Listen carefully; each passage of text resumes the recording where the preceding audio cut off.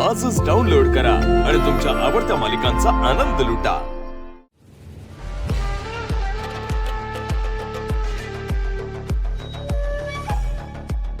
मग वाईटाची सुरुवात अशीच होते हे मला माहितीये। तुम्हाला सहन होत नाहीये, मलाही सहन होत नाहीये। ऍक्च्युली हे सगळं बघून ना मला माझ्या मैत्रिणीची एक गोष्ट आठवली। तिच्या घरी असं घडलेलं। तिचा एक भाऊ होता, त्याने असंच लव्ह मॅरेज केलं आणि नंतर तो त्या मुलीच्या इतक्या आहारी गेला की ज्या आईने जन्म दिला, जिने चालायला बोलायला शिकवलं, पायावर उभं राहायला शिकवलं, ज्या वडिलांनी आजारपण काढलं, त्या दोघांनाही तो विसरला। इनफॅक्ट त्यानंतर त्याने सगळी प्रॉपर्टी स्वतःच्या नावावर करून घेतली आणि नंतर आई वडिलांची अडचण होते म्हणून त्या दोघांना सरळ घरातून काढून टाकलं। आपल्या घरातली आजची परिस्थिती पाहिली तर मला सेम वाटते, एकदम सेम। सारंगचंही काही खरं नाहीये। इनफॅक्ट मला तरी असं वाटतं की उद्या सारंग आपल्या सगळ्यांना या घरातून बाहेर काढायला अजिबात कमी नाही करणार, फक्त त्या मूर्ख मुलीमुळे। आणि हा तर प्लॅन होता ना त्या मूर्ख मुलीचा आणि त्या जगन्नाथचा। सक्सेसफुल होताना दिसतोय प्लॅन।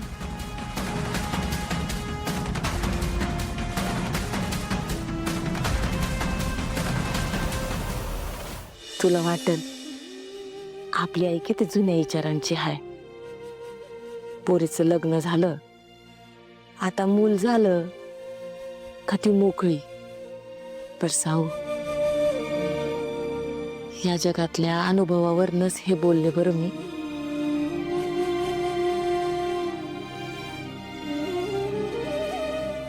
आपल्या जयंतीकडेच बघ, गरिबीत मूल वाढीस लागणार नाही म्हणून राहिलं तर राहिलंच ग।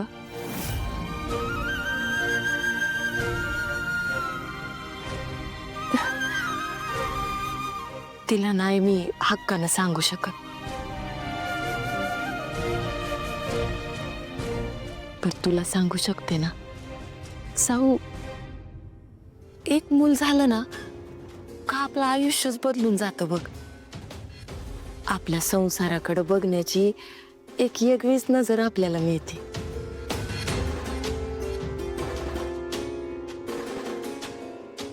तुझ्या सासूबाई तिलोत्तमा मॅडम वरवर दिसायलाही कडक आहेत, पण मनानं लई चांगलं आहे ग। माणसं कळतात ग आमसनी, त्यांची काय बी अपेक्षा नाही। त्यांना फक्त एवढं वाटतं का लवकरात लवकर या घरात पाळणा हलावा।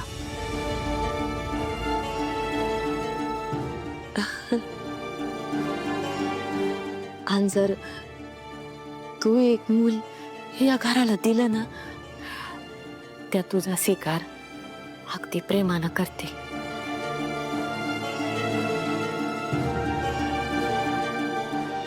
आई, मला सांग, तिलोत्तमा मॅडमने मला मूल झालं तर स्वीकारलं हे योग्य आहे की मला मूल होण्याआधी मी जशी आहे तशी स्वीकारलं हे योग्य आहे?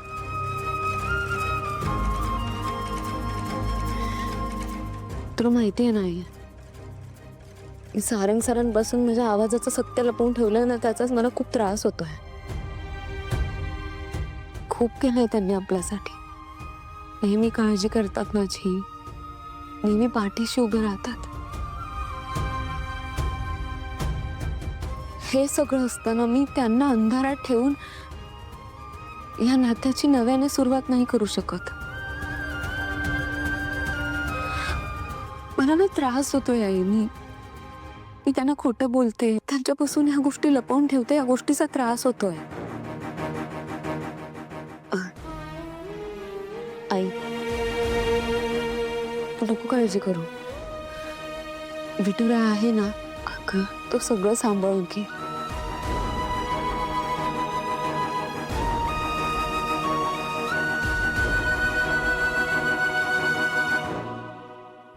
याला काय म्हणतात माहितीये का? दैव देत आणि कर्म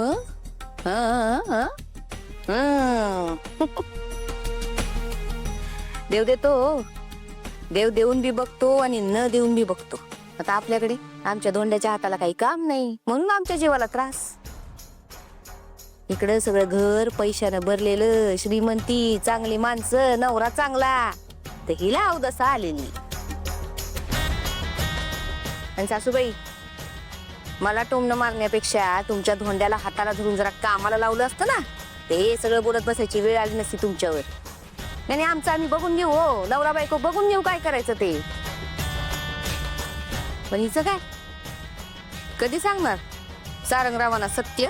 आणि मग ते सत्य सांगितलं तर विठ्ठलाच्या साक्षीने भैरवी महिना दिलेल्या शब्दाचं काय काय काय काय काय हळू काय.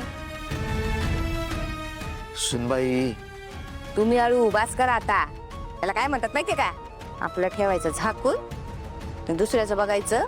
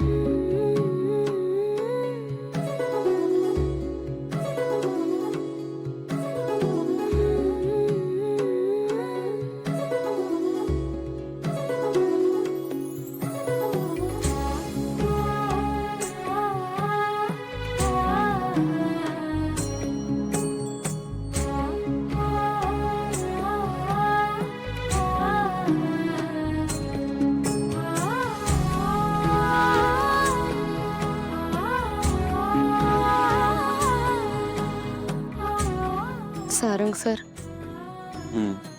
तुम्हाला सांगू, आता बाहेर आई बाबा तुमचं खूप कौतुक करत होते.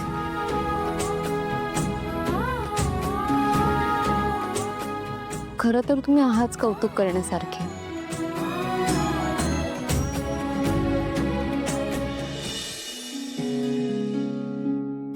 प्रत्येक सासू सासऱ्यांचं स्वप्न असतं की आपला जावई असा असावा, तसा असावा. पण तुम्ही ना, तुम्ही शब्दांच्या पलीकडचे आहात. तुम्हाला सांगू, मी माझ्या आई बाबांना खूप कमी वेळा मनापासून आनंदी बघितलंय.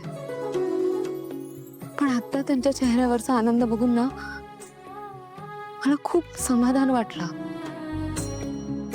आणि याचं सगळं श्रेय तुम्हाला जातं. तुम्ही खूप केलं आमच्यासाठी. आता बोला, मी काय करू तुमच्यासाठी? सांगू?